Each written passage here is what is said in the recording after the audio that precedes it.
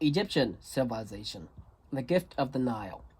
The Egyptian Nile, wrote one Arab traveler, surpasses all the rivers of the world in sweetness of taste, in length of course and usefulness. No other river in the world can show such a continuous series of towns and villages along its banks. The Nile River was crucial to the development of Egyptian civilization. Egypt, like Mesopotamia, was a river valley civilization. The Nile is a unique river. It has an impact of geography. The beginning in the heart of Africa and coursing northward for thousands of miles. It is the longest river in the entire world. The Nile was responsible for creating an area several miles wide on both banks of the river that was fertile and capable of producing abundant harvests. As has been said, the Nile is the longest river in the world. It is not the widest river in the world, nor is it the deepest river in the world. However, the Nile was responsible for creating several miles wide on both banks of the river that was fertile and capable of producing abundant harvests. This was its miracle. The miracle of the Nile was its annual flooding. The river rose in the summer from rains in Central Africa, crested in Egypt in September and October, and left a deposit of silt that enriched the soil. The Egyptians called this fertile land the Black Land, because it was dark in color from the silt and the crops that grew on it so densely. Beyond these narrow strips of fertile fields lay the deserts, the Red Land.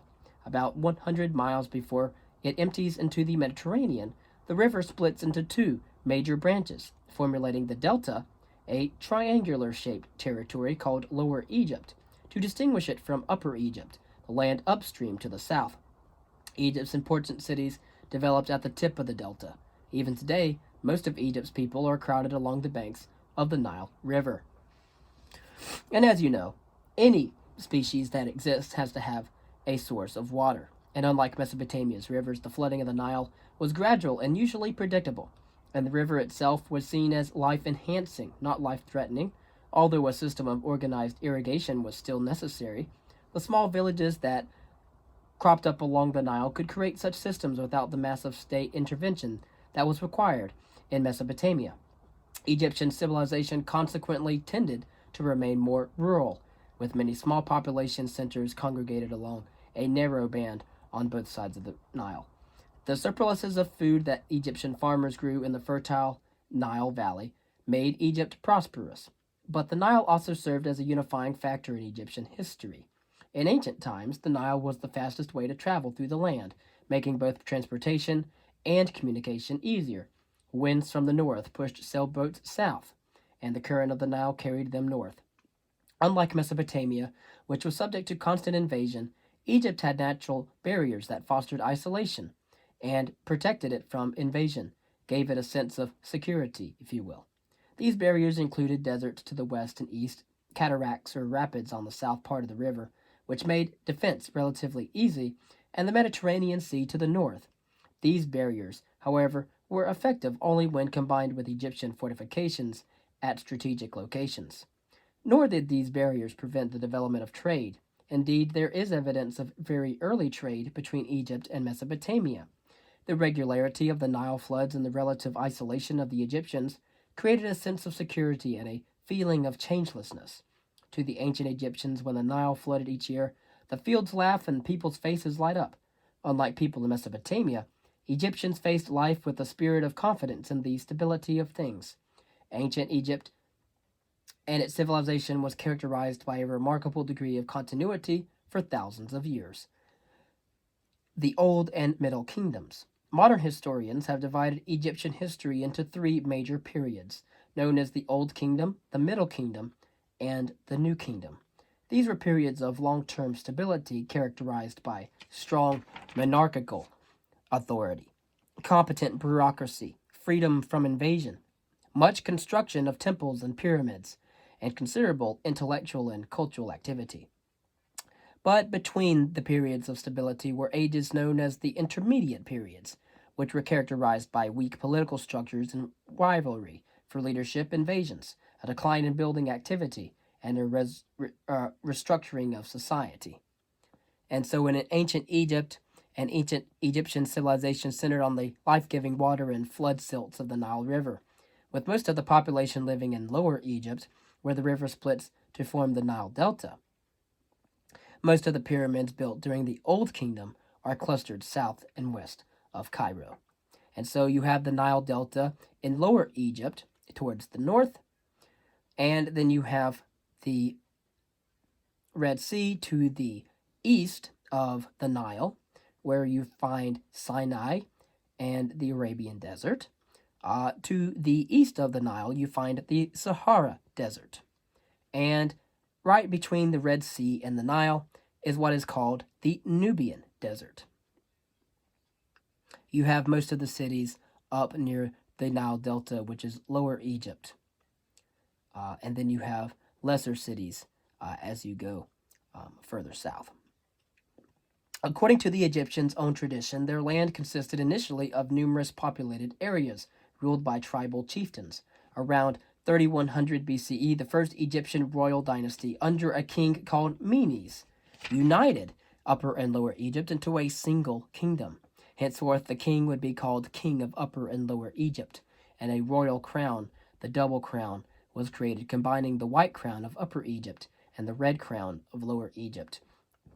Just as the Nile served to unite Upper and Lower Egypt physically, the king served to unite the two areas politically. Again, the Upper Nile was symbolized, the upper part of the Nile was symbolized by a white crown. The Lower Egypt and part of the Nile was represented by a red crown, and those two were put together to unify the two. The Nile served to unite Upper and Lower Egypt physically, but the king was the political one who united the two locations. The Old Kingdom encompassed the 3rd through the 6th dynasties of Egyptian kings, lasting from around 2686 to 2180 BCE. It was an age of prosperity and splendor, made visible in the construction of the greatest and largest pyramids in Egypt's history. The capital of the Old Kingdom was located at Memphis, south of the Delta. Kingship was a divine institution in ancient Egypt and formed part of a universal cosmic scheme. What is the king of Upper and Lower Egypt? He is a god by whose dealings one lives, the father and mother of all men, alone by himself, without an equal. In obeying their king, subjects helped maintain the cosmic order.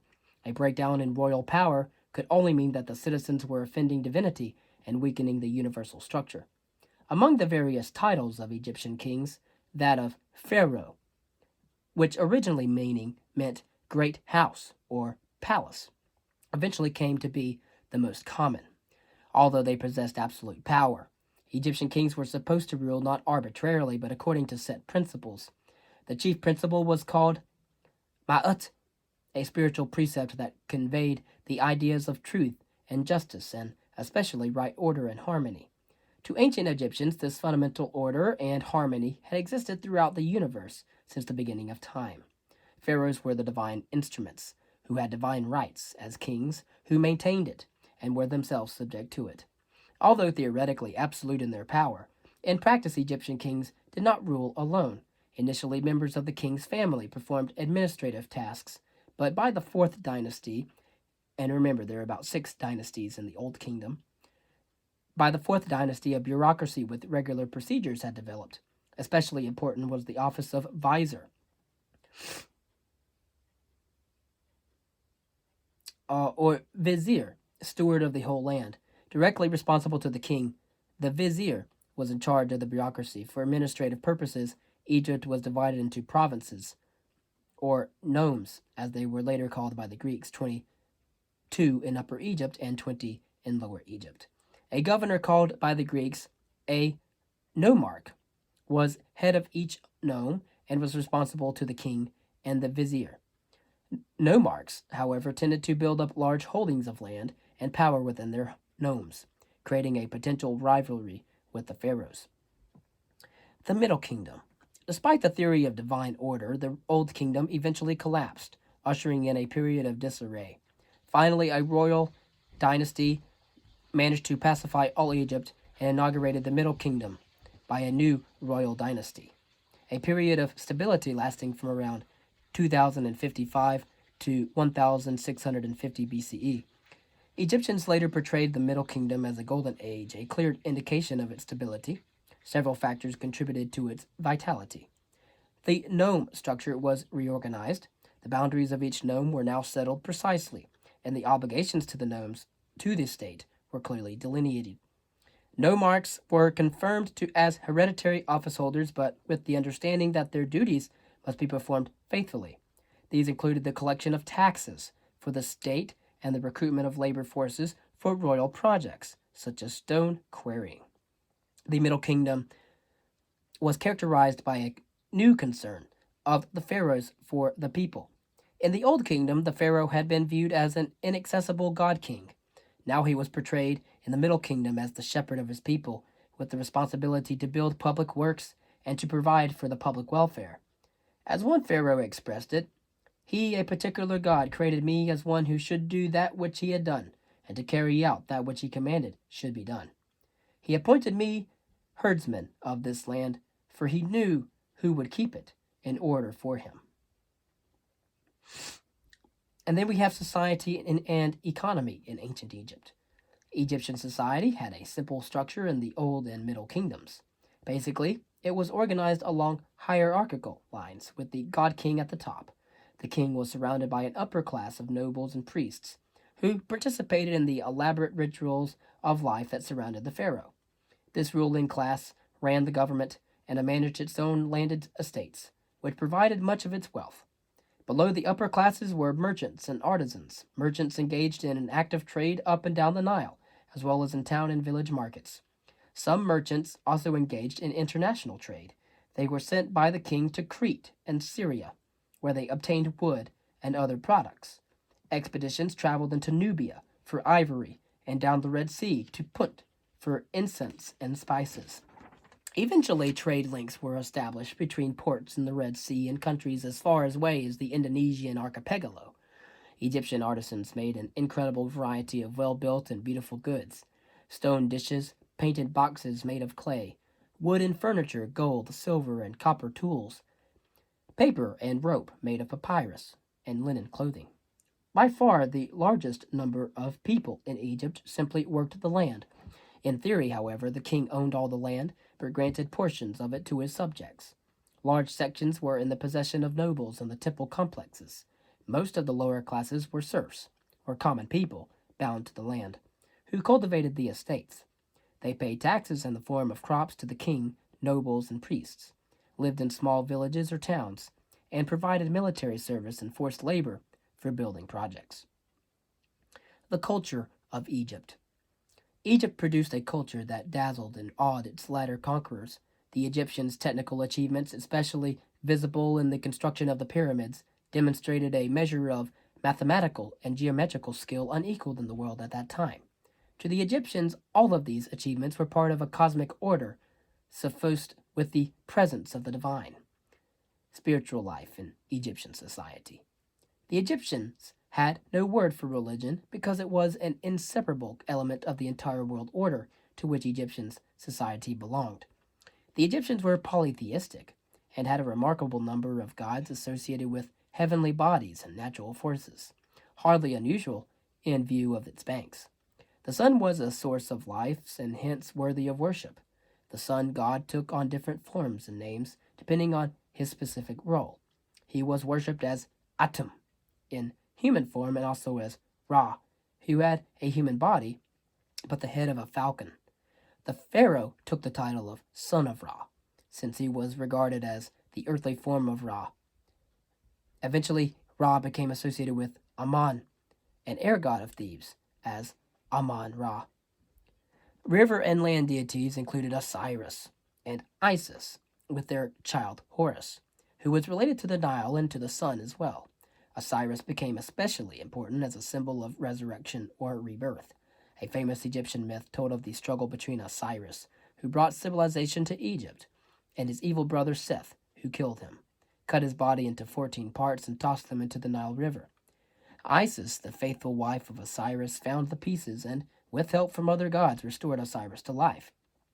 As a symbol of resurrection and as a judge of the dead, Osiris took on an important role for the Egyptians. By identifying with Osiris, one could hope to gain new life, just as Osiris had done. The dead embalmed and mummified were placed in tombs, in the case of kings, in pyramidal tombs. Given the name of Osiris, and by a process of magical identification, became Osiris. Like Osiris, they could then be reborn. The flood of the Nile and the new life it brought to Egypt were symbolized by Isis gathering all of the parts of Osiris together, and were celebrated each spring in the festival of the new land. Later, Egyptian spiritual practice began to emphasize mortality and morality by stressing the role of Osiris as judge of the dead. The dead were asked to give an account of their earthly deeds so that Osiris could determine whether they deserved a reward. At first, the Osiris cult was reserved for the very wealthy, who could afford to take expensive measures to preserve the body after death. During the Middle Kingdom, however, the cult became democratized and was extended to all Egyptians who aspired to an afterlife. The pyramids. One of the great achievements of Egyptian civilization, the building of pyramids, occurred in the time of the Old Kingdom. Pyramids were built as part of a larger complex of buildings dedicated to the dead, in effect, a city of the dead. The area included a large pyramid for the king's burial, smaller pyramids for his family, and mastabas, rectangular structures with flat roofs, as tombs for the pharaoh's noble officials. The tombs were well prepared for their residents, their rooms furnished and stocked with numerous supplies, including chairs, boats, chests, weapons, games, dishes, and a variety of foods. The Egyptians believed that human beings had two bodies, a physical one and a spiritual one they called the Ka.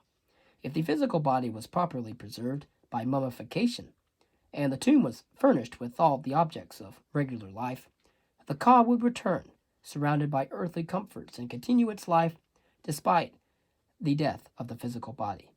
To preserve the physical body after death, the Egyptians practiced what is called mummification. And mummification is a process of slowly drying a dead body to prevent it from decomposing. Special workshops run by priests perform this procedure, and this procedure is mostly unknown today how they did it, primarily for the wealthy families who could afford it, though. It was, according to an ancient Greek historian who visited Egypt around 450 BCE, that we know that the most refined method is as follows. First of all, they draw out the brain through the nostrils with an iron hook. Then they make an incision in the flank with a sharp Ethiopian stone through which they extract all the internal organs. The liver, lungs, stomach, and intestines were placed in 4 special jars that were put in the tomb with the mummy. The priest then covered the corpse with a natural salt that absorbed the body's water. Later, they filled the body with spices and wrapped it with layers of linen soaked in resin. Of course, at the end of the process, which took about 70 days in total, a lifelike mask was placed over the head and shoulders of the mummy, which was then sealed in a case and placed in its tomb. Pyramids were tombs for the mummified bodies of the pharaohs. The largest and most magnificent of all the pyramids was built under King Khufu. And so we see that the pyramids were constructed because they were tombs for the dead. Constructed at Gaza around 2540 BCE, this famous Great Pyramid covers 13 acres, measures 756 feet at each side of its base, and stands 481 feet high. Its 4 sides are almost precisely oriented to the 4 points of the compass. The interior included a grand gallery to the burial chamber, which was built of granite with a lidless sarcophagus for the pharaoh's body. The Great Pyramid still stands as a visible symbol of the power of Egyptian kings and the spiritual conviction that underlay Egyptian society. Even in the ancient world, it was considered one of the wonders of the world. No pyramid built later ever matched its size or its splendor. The pyramid was not only the king's tomb, it was also an important symbol of royal power. It could be seen from miles away, a visible reminder of the glory and might of the ruler who was a living god on earth. Art and writing. Commissioned by kings or nobles for use in temples and tombs, Egyptian art was largely functional. Wall paintings and statues of gods and kings in temples served a strictly spiritual purpose. They were an integral part of performance of ritual, which was thought necessary to preserve the cosmic order and hence the well-being of Egypt. Likewise, the mural scenes and sculpted figures around that are found in the tombs had a specific function. They were supposed to assist the journey of the deceased into the afterworld. Egyptian art was also formulaic. Artists and sculptors were expected to observe a strict canon of proportions that determined both form and presentation. This canon gave Egyptian art a distinctive appearance for thousands of years. Especially characteristic was the convention of combining the profile, semi-profile, and frontal views of the human body in relief work and painting in order to represent each part of the body accurately. The result was an art that was highly stylized, yet still allowed distinctive features to be displayed. Writing emerged in Egypt during the first two dynasties. The Greeks later called Egyptian writing hieroglyphics, meaning priest carvings or sacred writings. Hieroglyphs were sacred characters used as picture signs that depicted objects and had a sacred value at the same time. Although hieroglyphs were later simplified into two scripts for writing purposes, they never developed into an alphabet. Egyptian hieroglyphs were initially carved in stone, but later the two simplified scripts were written on papyrus, or papyri, a paper made from the reeds that grew along the Nile. Most of the ancient Egyptian literature that has come down to us today was written on papyri rolls and wooden tablets. Disorder and a new order, a new kingdom. The Middle Kingdom came to an end around 1650 BCE with the invasion of Egypt by a people from Western Asia known to the Egyptian as the Hyksos. The Hyksos used horn-drawn war chariots and overwhelmed the Egyptian soldiers, who fought from donkey carts. For almost 100 years the Hyksos ruled much of Egypt, but the conquered took much from their conquerors. From the Hyksos, the Egyptians learned to use bronze in making new farming tools and weapons. Remember that bronze is a metal that is used from combining two other metals, namely that of copper and tin. They also mastered the military skills of the Hyksos, especially the use of horse-drawn war chariots. The Egyptian Empire. Eventually, a new line of pharaohs, the 18th dynasty, made use of the new weapons to throw off the Hyksos domination. Reunite Egypt established the new kingdom, which lasted from around 1550 to 1070 BCE, and launched the Egyptians along a new militaristic path. During the period of the New Kingdom, Egypt assembled an empire and became the most powerful state in the Middle East. Massive wealth aided the power of the New Kingdom pharaohs. Egyptian rulers showed their wealth by building new temples. Queen Hatshepsut, who ruled from 1503 to 1480 BCE, in particular, one of the first women to become pharaoh in her own right, built a great temple at Der al-Bari, near Thebes. As pharaoh, Hatshepsut sent out military expeditions, encouraged mining, fostered agriculture, and sent a trading expedition up the Nile. Hatshepsut and her official statues sometimes show her clothed and bearded like a king. She was referred to as His Majesty. Hatshepsut was succeeded by her nephew, Thutmosis III, from 1480 to 1450 BCE, who led 17 military campaigns into Syria and Canaan, and even reached the Euphrates River. Egyptian forces occupied Canaan and Syria and also moved westward into Libya. Akhenaten and religious change. The 18th dynasty was not without its troubles, however. Amenhotep IV, from around 1364 to 1347 BCE, introduced the worship of Aten, god of the sun disk, as the chief god and pursued his worship with great enthusiasm, changing his own name to Akhenaten, servant of Aten. The pharaoh closed the temples of other gods and especially endeavored to lessen the power of Amun-Ra and his priesthood at Thebes. Akhenaten strove to reduce their influence by replacing Thebes as the new capital of Egypt with Akhenaten, horizon of the Aten, a new city located at modern Tel El Amarna, 200 miles north of Thebes. Akhenaten's attempt at religious change failed. It was too much to ask Egyptians to give up their traditional ways and beliefs, especially since they saw the destruction of the old gods as subversive to the very cosmic order on which Egypt's survival and continuing prosperity depended. Moreover, the priests at Thebes were unalterably opposed to the changes which had diminished their influence and power. At the same time, Akhenaten's preoccupation with religion caused him to ignore foreign affairs and led to the loss of both Syria and Canaan. Akhenaten's changes were Tutankhamun, who ruled from 1347 to 1338. Akhenaten's successor Tutankhamun returned to the government to Thebes and restored the old gods. The Aten experiment had failed to take hold, and the 18th dynasty itself came to an end in the year 1333. The decline of the Egyptian Empire. The 19th dynasty managed to restore Egyptian power one more time. Under Ramses II, around 1279 to 1213 BCE, the Egyptians regained control of Canaan but were unable to reestablish the borders of their earlier empire. New invasions in the 13th century by the Sea Peoples, as the Egyptians called them, destroyed Egyptian power in Canaan and drove the Egyptians back within their own old frontiers. The days of Egyptian empire were ended, and the new kingdom itself expired with the end of the 20th dynasty in 1070. For the next 1,000 years, despite periodical revivals of strength, Egypt was dominated by Libyans, Nubians, Persians, and finally Macedonians. After the conquest of Alexander the Great, in the 1st century BCE, Egypt became a province in Rome's mighty empire. Egypt continued, however, to influence its conquerors through the richness of its heritage and the awesome magnificence of its physical remains. Daily life in ancient Egypt. Family and marriage.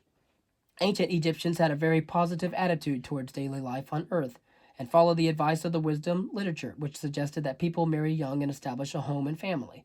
Monogamy was the general rule, although a husband was allowed to keep additional wives if his first wife was childless. Pharaohs, of course, were entitled to harems. The queen, however, was acknowledged as the great wife, with a status higher than that of the other wives. The husband was master in the house, but wives were very much respected and in charge of the household and the education of their children. From a book of wise sayings, which the Egyptians called instructions, came this advice. If you are a man of standing, you should found your household and love your wife at home as is fitting. Fill her belly, clothe her back. Ointment is the prescription for her body. Make her heart glad as long as you live. She is a profitable field for her lord. You should not contend with her at law, and keep her far from gaining control. Let her heart be soothed through what may accrue to you. It means keeping her long in your house. Women's property and inheritance remained in their hands even in marriage. Although most careers and public offices were closed to women, some women did operate businesses. Peasant women worked long hours in the fields and at numerous domestic tasks. Upper-class women could function as priestesses, and a few queens, such as Hatshepsut, even became pharaohs in their own right. Marriages were arranged by parents. The primary concern, however, were family and property, and the chief purpose of marriage was to produce children, especially sons. From the new kingdom came this piece of wisdom: take to yourself a wife while you are still a youth, that she may produce a son for you. Daughters were not slighted, however. Numerous tomb paintings show the close and affectionate relationship parents had with both sons and daughters. Although marriages were arranged, some of the surviving love poems from ancient Egypt suggest that some marriages included an element of romance. Marriages could and did end in divorce, which was allowed, apparently with compensation for the wife. Adultery, however, was strictly prohibited, with stiff punishments, especially for women, who could have their noses cut off or be burned at the stake. The spread of Egyptian influence. Nubia. The civilization of Egypt had an impact on other peoples in the lands of the eastern Mediterranean. Egyptian products have been found in Crete and Cretan products in Egypt.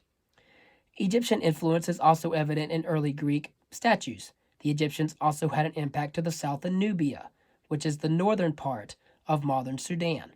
In fact, some archaeologists have recently suggested that the African kingdom of Nubia may have arisen even before the kingdoms of Egypt. But it is clear that contracts between the upper and lower Nile had been established by the late 3rd millennium BCE, when Egyptian merchants traveled to Nubia to obtain ivory, ebony, frankincense, and leopard skins.